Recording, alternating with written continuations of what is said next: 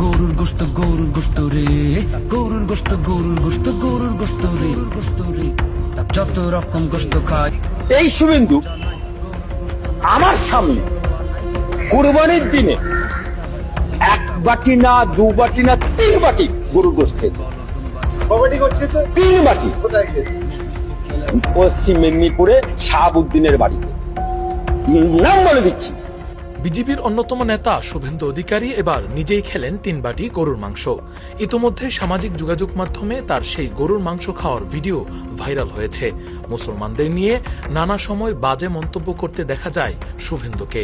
তার উপর সে কঠোর হিন্দু। মুসলমান বিদ্বেষী শুভেন্দুর এভাবে গরুর মাংস খাওয়ার ভাইরাল ভিডিও নিয়ে এখন তোলপাড় পুরো পশ্চিমবঙ্গে।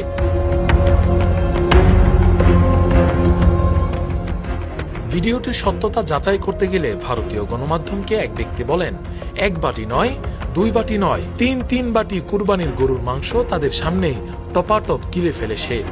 আবার রাতে খাবে বলে আবার টিফিন কেরিয়া করে বয়ে নিয়ে গেছে। আমি নাম বলে দিচ্ছি, শুভেন্দু হিম্মত থেকে আমার সামনে বাজাবে শাহাবুদ্দিনের বাড়িতে। নেটিজেনরা বলছেন, এপ্রিলে ঘটে যাওয়া কাশ্মীর হামলার ঘটনায় শুভেন্দু সরাসরি মুসলমানদের উপর দায় চাপিয়ে মুসলিমদের 260টি লাশ ফেলার হুমকি দিয়েছিল। আর মাঝে মধ্যেই সে ইসলাম বিদ্বেষী কথাবার্তা বলে মুসলমানদের ছোট করে দেখে। এবার সেই কিনা নিজের স্বার্থে একে একে 3 বাটি গরুর মাংস সাবার করল। রাকিবুল ইসলাম রইস, ফেস দ্য পিপল।